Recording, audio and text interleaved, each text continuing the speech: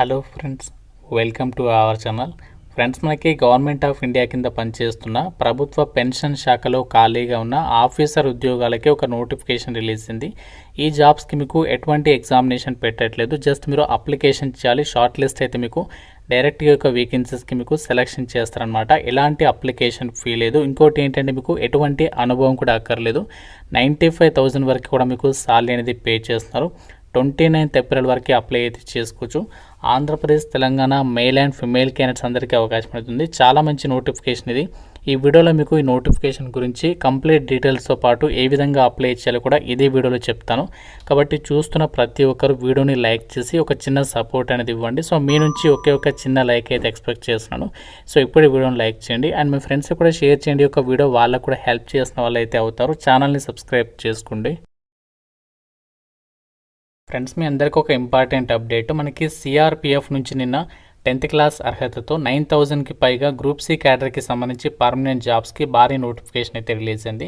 ఈ జాబ్స్కి సంబంధించి మీకు సెలెక్ట్ అయితే 50,000కి పైగానే సాలరీ ఉంటుంది. మన సొంత రాష్ట్రంలోనే జాబ్ పోస్టింగ్స్ అయితే కల్పిస్తున్నారు.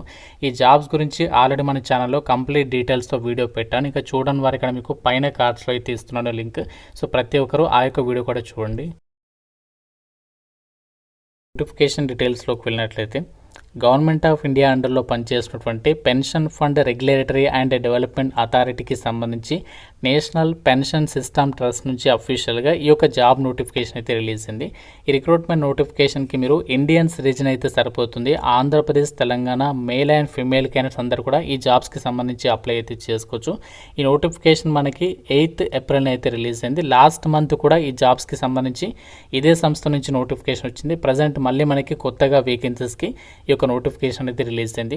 ఈ జాబ్స్కి సంబంధించి మీకు ఇక్కడ అప్లై చేసుకోవడానికి లాస్ట్ డేట్ 29th ఏప్రిల్ వరకు అయితే ఇచ్చారు. మీరు ఏ విధంగా అప్లై చేయాలి అంటే మనకి ఇదే నోటిఫికేషన్లో వాళ్ళు ఒక అప్లికేషన్ ఫామ్ ఇచ్చారు. అది మనము ఫిల్ చేసి దాంతోపాటు సపోర్టింగ్ డాక్యుమెంట్స్ అవన్నీ కూడా స్కాన్ చేసి ఒక పీడిఎఫ్గా మెర్జ్ చేసేసి ఆ ఫైల్ని మనం ఇక్కడ ఇచ్చినటువంటి ఈమెయిల్ ఐడికి పంపించాల్సి ఉంటుంది. సో ఈమెయిల్ ఐడి వచ్చేసి DEPT-HRD@npstrust.org.in. ఇక్కడ మనకి ఏదైతే ఈమెయిల్ ఐడి ఉందో ఇది మీరు డైరెక్ట్గా కాపీ చేసుకుని సో దానికి సంబంధించి డైరెక్ట్గా మీరు ఈమెయిల్ అనేది పంపిస్తే సరిపోతుంది. ఎటువంటి ఫీ లేదు. అలాగే మీకు అప్లై చేసుకోవడానికి కూడా ఎలాంటి ఎక్స్పీరియన్స్ అవసరం లేదు. అయితే ఈ జాబ్ నోటిఫికేషన్ ద్వారా అంటే ఒక పెన్షన్ సిస్టమ్ ఏదైతే ఉందో మనకి పెన్షన్ శాఖకి సంబంధించి కేంద్ర ప్రభుత్వ సంస్థ. సో ఈ సంస్థ వాళ్ళు ప్రజెంట్ ఏమేమి ఉద్యోగాల్ని రిక్రూట్మెంట్ చేస్తారంటే చూడండి, ఇక్కడ ఎగ్జిక్యూటివ్, అలాగే సీనియర్ ఎగ్జిక్యూటివ్స్, అనలిస్టులు, సీనియర్ అనలిస్టు, ఇలా మనకి చాలా రకాల పొజిషన్స్కి రిక్రూట్మెంట్ అనేది జరుగుతుంది. అలాగే మీరు ఈ యొక్క వేకెన్సీస్కి సెలెక్ట్ అయితే మీరు చేయాల్సినటువంటి వర్క్ ఏముంటుంది అన్ని డీటెయిల్స్ ఇక్కడ నోటిఫికేషన్లో ఇచ్చారు.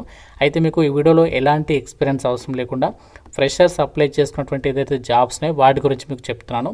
సో ఇక్కడ మనకి అనలిస్ట్కి సంబంధించినటువంటి ఏదైతే పొజిషన్స్ ఉన్నాయో అనలిస్ట్ జాబ్స్, వీటికి మీకు ఎలాంటి ఎక్స్పీరియన్స్ లేకుండా ఫ్రెషర్స్ అప్లై చేసుకోవచ్చు. ఈ పోస్టులకి సెలెక్ట్ అయిన వాళ్ళు మీరు చేయాల్సినటువంటి వర్క్ ఏంటంటే prepare detailed and equity performance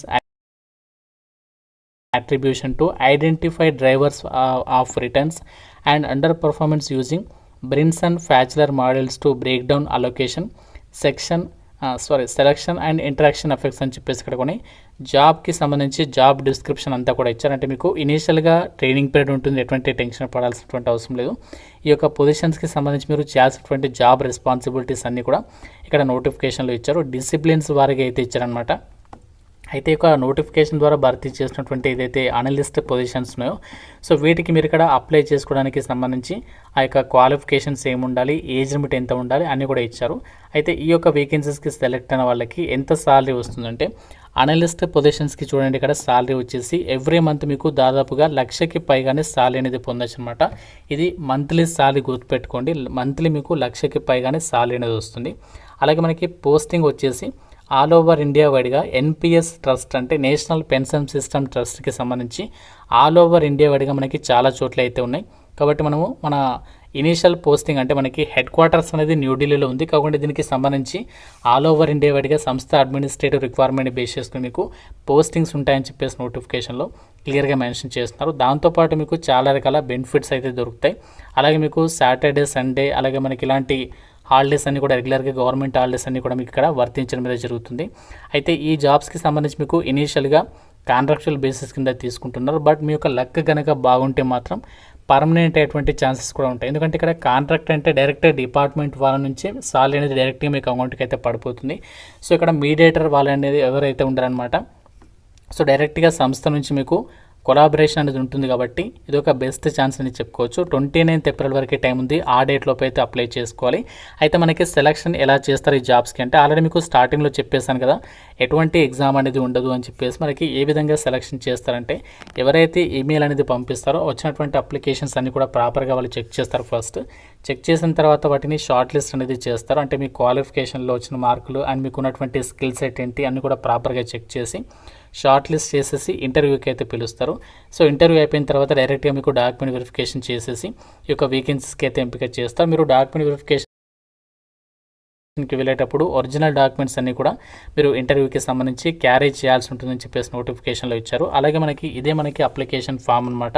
so ఈ అప్లికేషన్ ఫార్మాట్ కూడా నోటిఫికేషన్లో మనకి లాస్ట్ పేజెస్లో అయితే మనకి ప్రొవైడ్ చేస్తారనమాట, 15th and 16th పేజెస్లలో.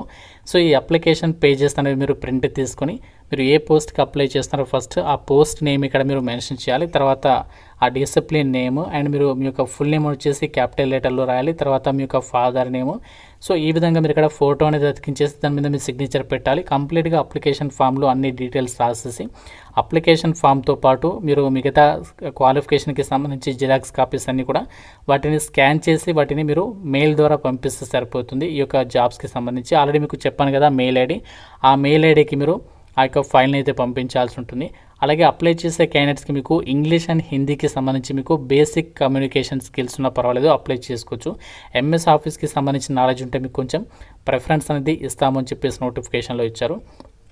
అయితే ఇక్కడ మనకి ఏదైతే అనలిస్ట్కి సంబంధించినటువంటి జాబ్స్ ఉన్నాయో సో ఈ అనలిస్ట్ పొజిషన్స్ వచ్చేసి మనకి ఏం విభాగాల్లో వేకెన్సీస్ ఉన్నాయంటే పెన్షన్ ఫండ్, పర్ఫార్మెన్స్ మానిటరింగ్, అలాగే compliance and audit of pension funds అని చెప్పేసి ఇచ్చారు. ఈ యొక్క 2 డిసిప్లిన్స్కి సంబంధించి విభాగాల్లో వేకెన్సీస్ అనేవి రిక్రూట్మెంట్ చేస్తున్నారు. ఏజ్ లిమిట్ వచ్చేసి మినిమం మీకు 23 నుంచి 35 ఇయర్స్ లోపు ఏజ్ అనేది ఉంటే సరిపోతుంది, అప్లికేషన్ అనేది చేసుకోవచ్చు.